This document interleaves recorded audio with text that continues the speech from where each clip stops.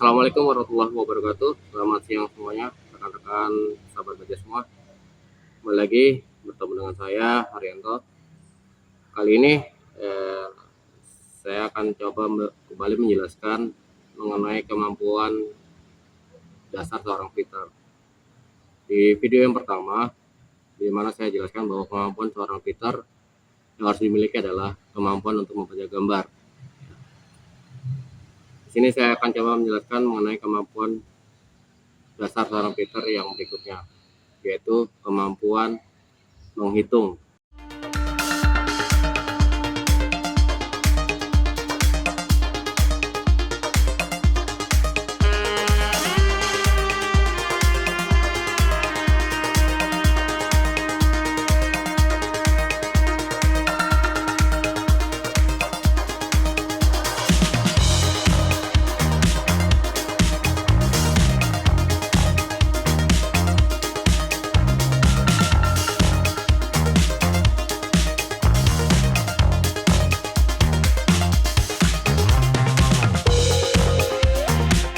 Saya coba akan menjelaskan rumus dasar yang harus dimiliki oleh seorang fitter.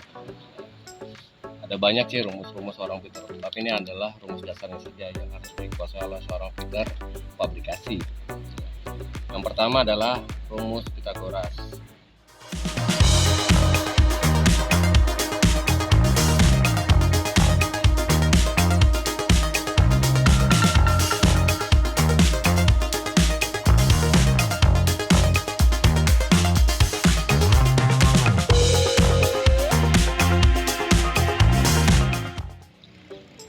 Gimana rumus Pythagoras itu? Ini rumus Pythagoras. A kuadrat sama dengan B kuadrat plus C kuadrat. Kapan sih kita pakai mempergunakan rumus Pythagoras ini? Yang pertama adalah ketika kita akan mencari diagonal, panjang diagonal dari sebuah bangunan yang berbentuk persegi panjang ataupun kubus. Ya. Baik, sini saya akan coba contohkan. Ya. Saya akan membuat sebuah persegi panjang.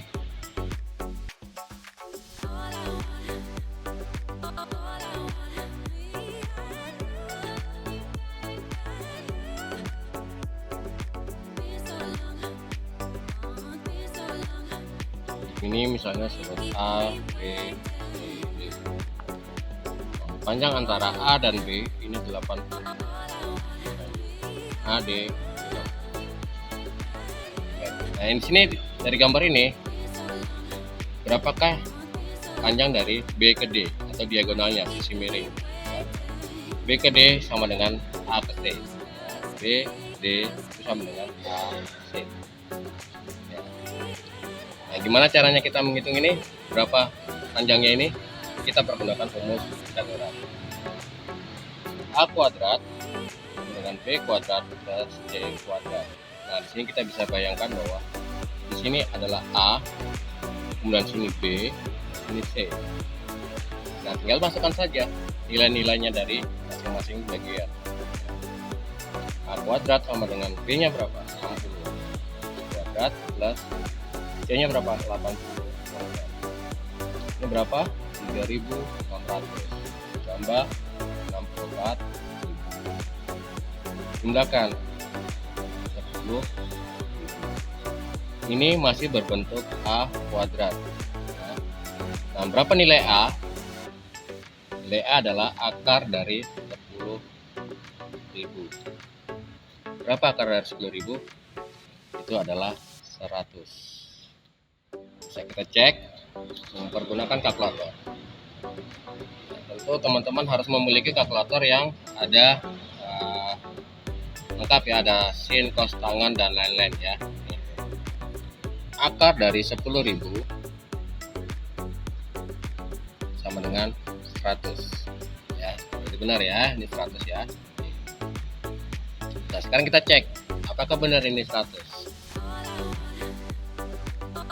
Ini teman-teman bisa melihat berapa angkanya? 100. Berarti nilai A adalah 100. Gitu ya. Baik. Sekarang untuk yang kedua.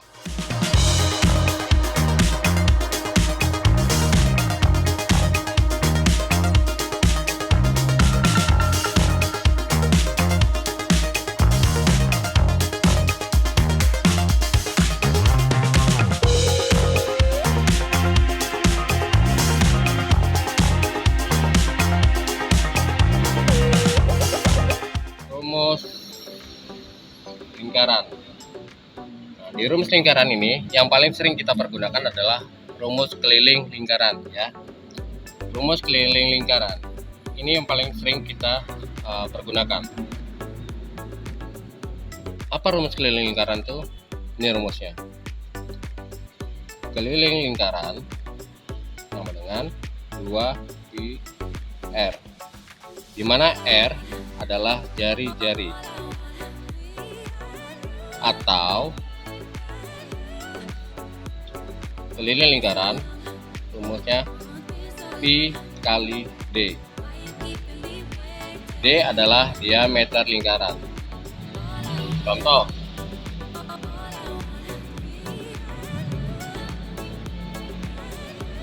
ada sebuah lingkaran tangki diameternya adalah 160.600 mm ya, atau sama dengan 160 cm. Ketika kita akan membuat sebuah tangki bulat, maka ketika kita sudah ketahui diameternya, kita bisa hitung berapa panjang plat yang kita perlukan untuk di-roll, dibuat membentuk sebuah lingkaran sempurna ya. Makanya kita pergunakan rumus keliling lingkaran. Berapakah plat yang harus kita pergunakan ini? Contohnya, plat yang harus dipergunakan panjangnya berapa? Kita hitung, mempergunakan rumus ini. Yang pertama ya, kita gunakan rumus yang pertama. Keliling lingkaran 2pi R. 2pi adalah 3,14 nilai pi. R-nya berapa? Karena ini adalah 1600 ya kan. Maka dibagi 2. Diameter itu dibagi 2 kalau untuk nyari jari-jari. 1600 berarti 800. Ya. Tinggal dikalikan. Ya.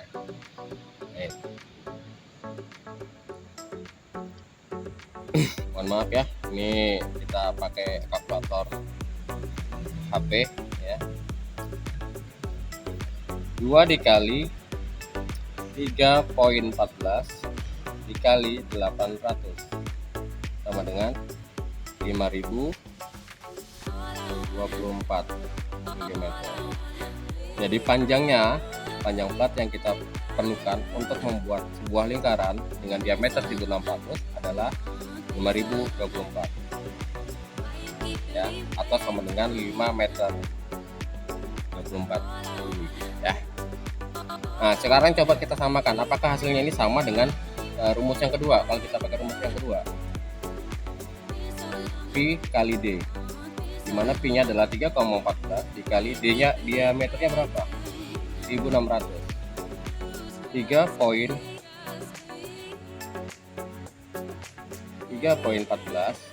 dikali 1600 sama dengan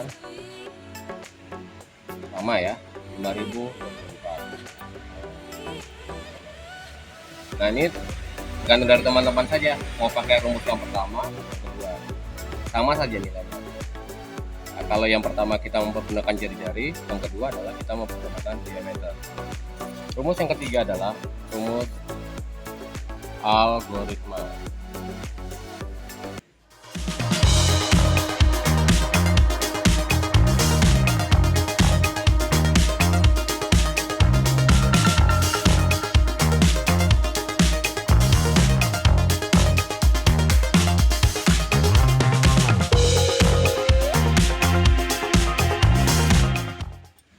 Rumus algoritma ini hampir sama dengan rumus yang pertama, rumus Pythagoras. Cuma kita di sini adalah mempergunakan sudut. Ya. Di sini teman-teman harus mengetahui apa yang namanya tangan, cos tangan, dan sin cos tangan. Rumus tangan itu seperti apa? Nanti saya kasih contoh ya.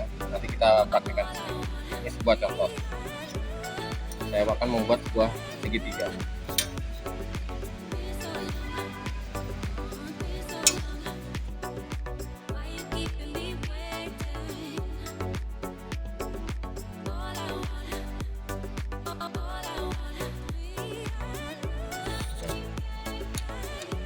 kapan kita mempergunakan rumus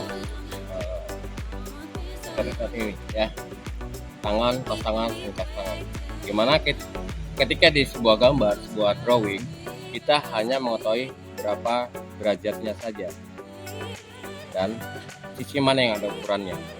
Contoh, di sisi sini ini ada ukurannya 80, di sini tidak ada, dan sini tidak ada, dan sini ada derajatnya. Kita ukur derajatnya berapa derajat.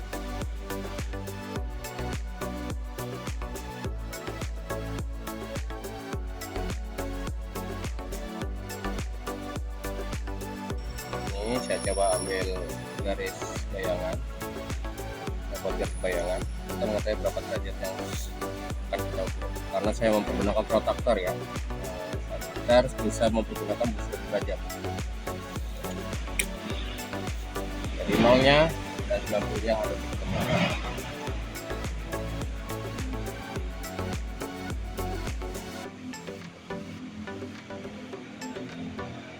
Nah, di sini terlihat di sini adalah 38 derajat. Ya, 38 derajat.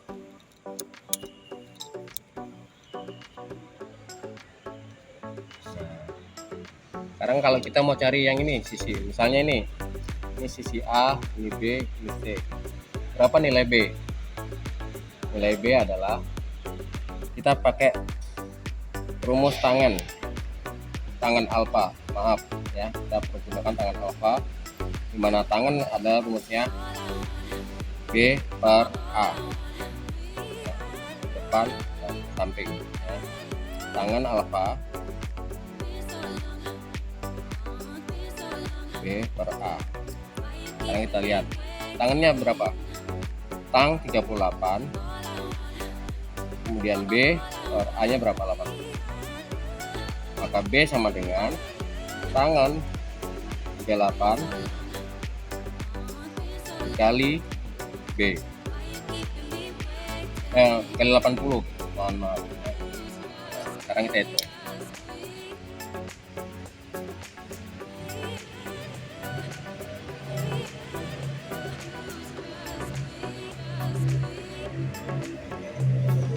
Tangan tan 38 dikali 80.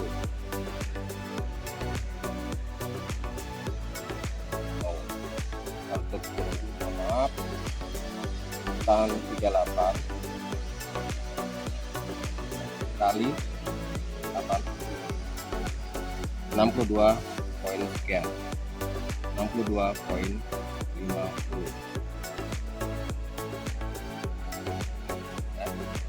Nih, jadi tinggi dari B adalah 62,5. Apakah benar? Ya kita cek saja ya. Kalaupun ukuran yang digambar ini, karena ini kita mempergunakan busur derajatnya adalah menggunakan protractor. Nah, tinggal kita cek apakah benar atau tidak. Ya, benar ya. Benar nggak ini derajatnya? 30. Oh, 37 rupanya teman-teman. Oke, tidak ada masalah. Oke. Sekarang kita coba. Berapakah ini?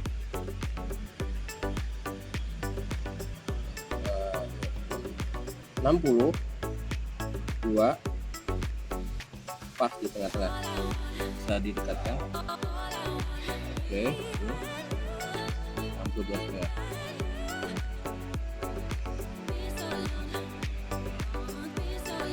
Jadi nilai dari B adalah 62.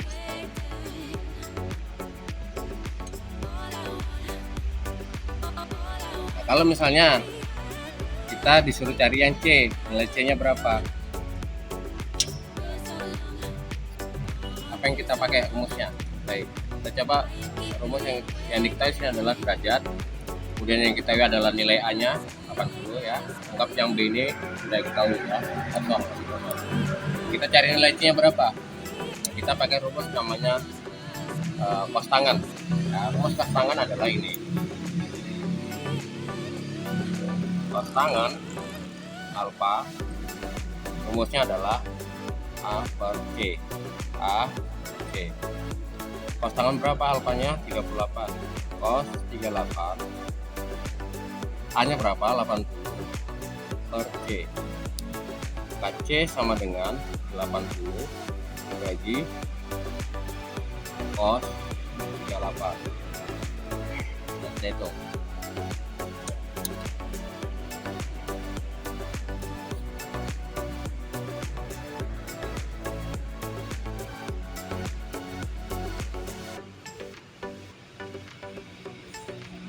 (80) dibagi cos 38 sama dengan 101,5. Apakah benar? Kita buktikan dulu di gambar ya.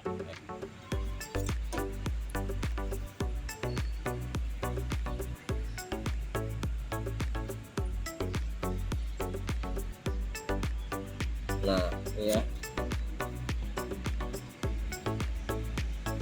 101. Berarti gitu. Benar ya. 101.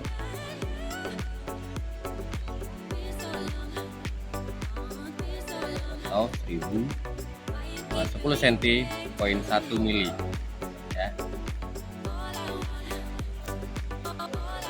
Baik, nah sekarang sin cos tangan gimana dengan sin? Rumusnya gimana sin?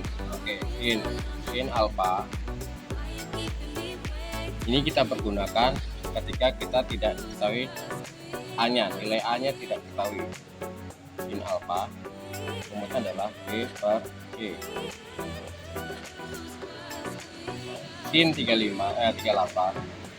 B-nya berapa? 62,5 bagi C. C-nya kita tidak tahu, anggaplah C tidak tahu ya. Maka C sama dengan 62,5 dibagi dengan sin 38. Yaitu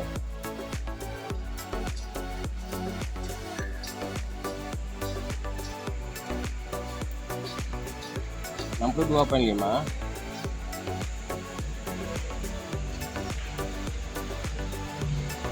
dibagi sin 38 derajat dengan 101,5.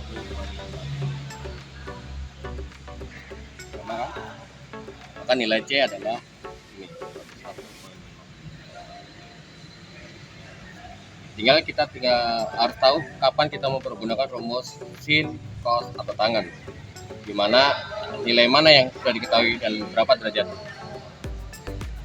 Nah, ini juga bisa kita pergunakan ketika kita mencari derajat. Misal nilai A sudah kita ketahui ada nilai A-nya, nilai B-nya sudah tahu sekian. Nah, ini berapa derajat? Nah, kita bisa pakai rumus seperti ini ya. Guys, bila nanti ada yang kurang jelas nanti di pertemuan berikutnya nanti akan saya jelaskan mengenai cara mencari derajatnya menggunakan rumus. Baik, sekian dulu. Terima kasih atas waktunya dan perhatiannya. Assalamualaikum warahmatullahi wabarakatuh. Sampai ketemu lagi di video berikutnya. Bye.